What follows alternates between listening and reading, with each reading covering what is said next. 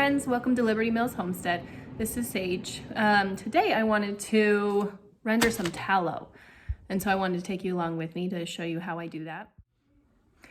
So tallow is so great for cooking, and we fry with it. You can use it in baking, you make roux, you can sear your meats, but it has a really high smoke point, which it's 420 degrees Fahrenheit, and for the smoke point, you don't want to go higher than what the oil's natural smoke point is, because it can produce toxic compounds and just be really bitter and just not very good for you. But other than just the high smoke point, it also has so many vitamins and nutrients in it that it's really good for our bodies, and it helps us to actually absorb more nutrients and vitamins from other foods that it's cooked in, because of the unprocessed fat. Our bodies can absorb it can absorb it easier. And other than just the health benefits of eating it and cooking with it, you can also use it on your skin. And for us, we have some eczema in our household, and so it's really helped with our skin when we use it when we have outbreaks of eczema. And I also just use it as a lotion. It's so good. I get super dry hands, especially when I work outside in the dirt and when it's cold, where we have no humidity. It's so dry outside that I just always have dry skin. And so that's been really helping with that and with my kids and their eczema. And so, but it can also help with rosacea, psoriasis, dermatitis. It just is so great for all of those things. And it has the same fats and lipids as our skin naturally does. So it's very safe to use topically and for anyone with sensitive skin. So today I wanted to go ahead and render that and show you how I do that. So I've got these bags of fat that I just went and got from my meat market. If you have a local source, it's amazing to have. We're actually gonna get a cow from my husband's uncle here pretty soon, so we're gonna even have more fat, but we didn't have any right now, so we're gonna go ahead and render this today that I got from our meat market. All you need a lot of them will sell for super cheap. This one was $3 for this bag. They're all about $3, so it's not that expensive to buy. Hopefully it'll be about the same for you guys. But all you need is a knife. I can like to cut it with scissors. You want your tallow your fat to be pretty cold. It's easier to cut that way and not so slimy and falls apart. And I'm going to use the crock pot today. This is the only way I've ever used it. I think you can put it in a pressure cooker too and cook it quicker, or just use the slow cooker setting in a pressure cooker, or you can just do it over the stove on low. So all I need to do is to cut these, and some people will also use a food processor, or if you have a meat grinder, that will make it a lot faster. But I'm just going to go ahead and cut these into tiny pieces. If you can see, I've already started. You can cut them into little bigger pieces and use the food processor, but I think I'm not going to use the food processor because it's not as cold as I want it to be right now. So I'll cut that into all of these tiny pieces, and I will show you what that looks like after. Okay, so I got all of that fat cut up. I actually ended up using the food processor, even though I didn't think I was going to. I just wanted to test it out to see if it was still cold enough, and it was. It ground it up really well. It's about the texture I've got. I think the finer the texture, the quicker it will melt down. And so I have done them with bigger pieces. It did take just like over a day, over 24 hours. But this should hopefully render down faster. So what I did was I just cut as much of the meat and all of the kind of bad looking pieces out. You want the least amount of meat in there as possible, because it's not going to melt down.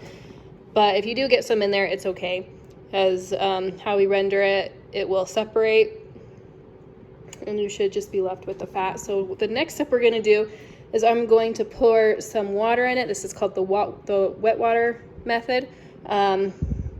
It's all kind of I guess. Like, there's no exact measurements on what you need to do. So I'm gonna go ahead and let's start with 2 cups and see about how that goes. The water is just a faster way to get it to melt. It will separate out at the end. I do have 2 crock pots full. This is about 5 pounds of fat. And then I'm going to use table salt, just regular table salt. I would not recommend using your nice salt because it will just separate, and all this salt is doing is cleaning out any of the impurities in the fat. And at the end you'll scrape it off. It'll be mixed in with the water and at the bottom with all of the impurities, and I'll show you that at the end. So this, again, it's not an exact science on how much you need. This is about 3 tablespoons, and this is my smaller crock pot. I have a big one and a small one right here. And so this one is about 4 tablespoons, and I'm just gonna sprinkle that on top.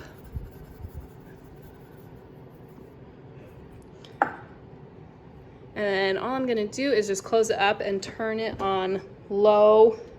You don't wanna burn it, so low is a good temperature, and check it in a few hours and see how it's doing. I will go ahead and do that and bring it back in a few hours and see what it's looking like.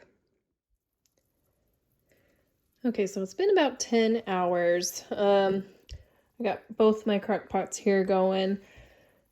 This one, I'll show you the difference. This one is my smaller one, and it does cook a little bit hotter. And because there was less in it, because it's smaller, it also cooked down faster as well. And here's my bigger one. So if you could see, this one settled down a lot more, so all the gristly pieces are at the bottom. And this one still has quite a bit still sitting at the top. So this one I'm going to go ahead and let it sit a little bit longer, possibly overnight, and we'll see how it looks in the morning. But this one I'm going to go ahead and strain it out, and we'll just start the process with that. So what I'm going to use is a metal bowl. You want a bowl that you can easily, when you go to take the tallow out, that it'll come out pretty easily. So you want the lip to be wider. And then I'm going to go ahead and use a coffee filter and then the strainer. You can also use some cheesecloth. I do not want to have to clean that. That's a big hassle to me. So I'm going to go ahead and just use the coffee filter, and hopefully we won't get a big mess that way. But so I'm going to move this one over.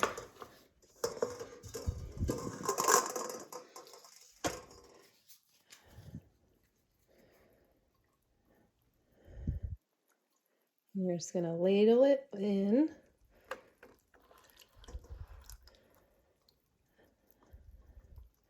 And let it soak through, and we'll just do that for the whole pot.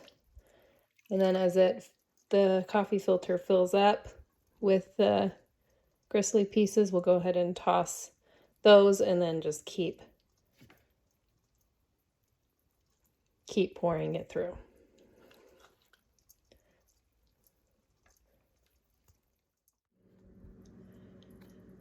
All right, so here it is all strained. I did actually end up switching to a cheesecloth. It was just going pretty slow. I feel like maybe the coffee filters, I've never used coffee filters doing it. I saw some people recommend it, but I think the coffee filters just are not, the holes are not big enough that the fat just slowly stopped it from seeping through. So I would recommend the cheesecloth over, and we'll just have to clean it, and it's okay. It's hoping not to have to, but sometimes you just gotta do it and it's fine.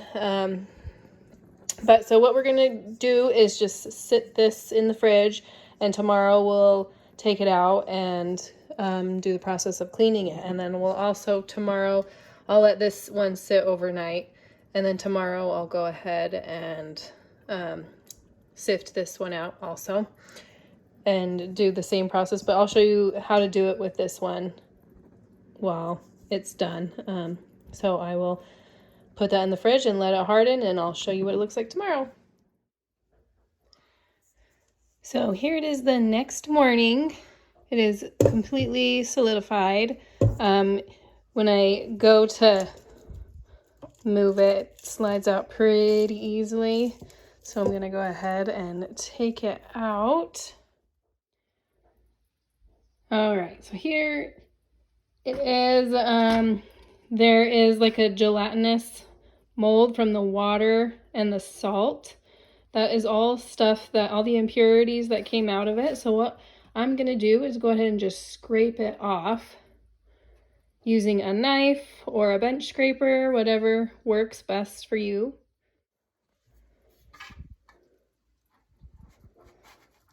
So just scrape it off.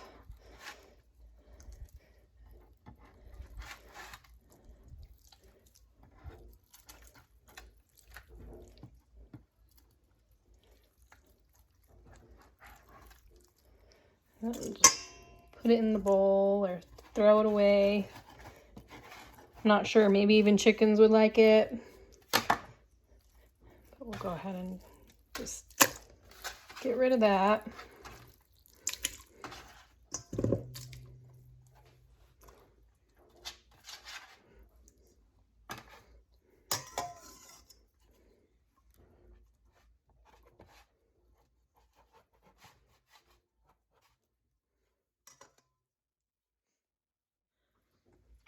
Okay, here it is all scraped off. You want to try and get as much as you want off, or as much of the debris off of it. There's a little bit right here, but I'm gonna go ahead and clean it one more time by in the crock pot by cutting it into pieces. See, it's pretty hard. I might have to grab a knife. I'm gonna cut it into pieces and go ahead and put it back in the crock pot.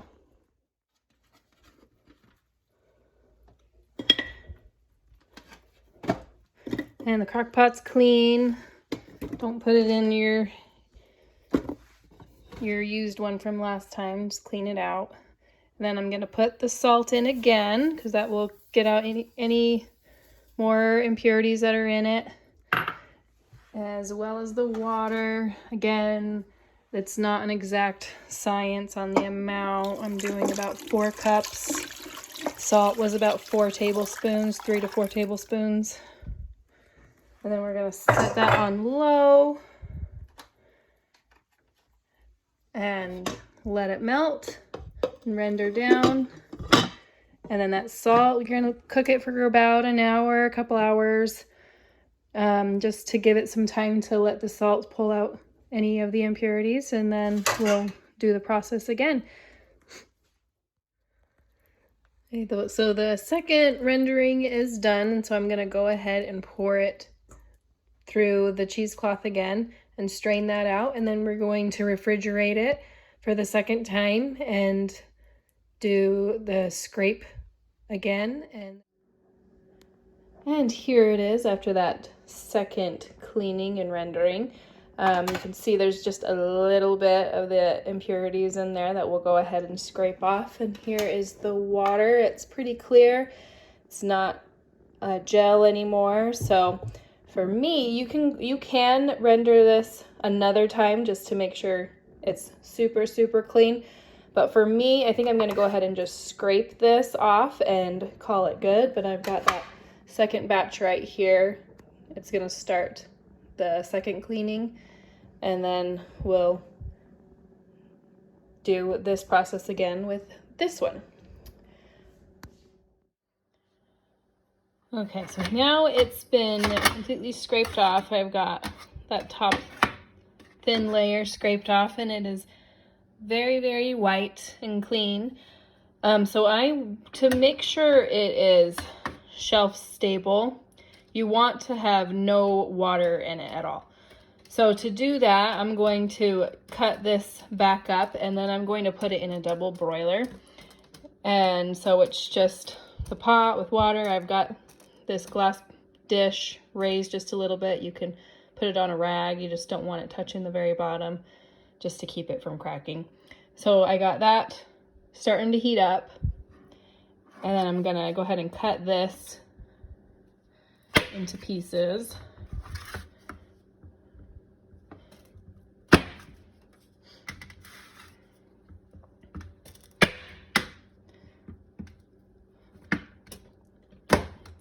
Smaller pieces will melt faster. Okay, and then we're gonna put this in, and if there's any water in it, as it melts, it will separate. The water will sit at the bottom and the fats will be on the top. And then we can pour it into a container, any container that you want to store it in. Either mason jars, or you can put them in,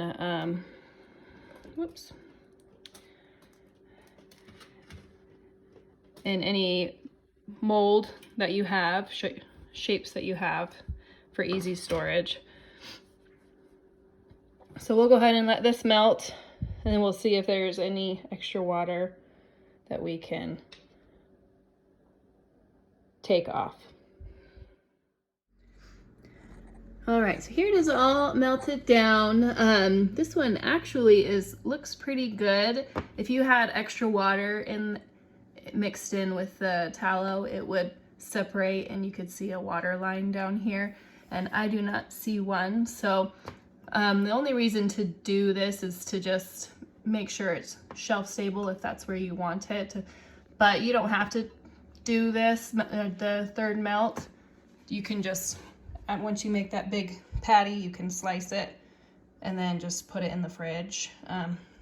That's what I have done in the past, but I'm gonna, since I melted it, I'm just gonna make it into these little muffin liners, pour it into the muffin liners, and then it'll already be measured out and good to use whenever.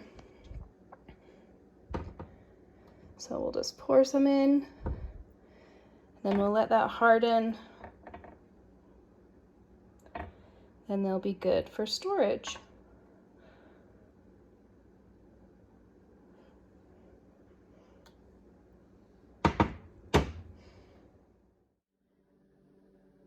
Here they are all hardened, and this one I already took out, but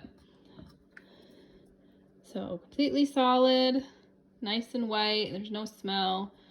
So again, these can be used in all types of cooking, frying, baking, making a roux for soups or for gravies,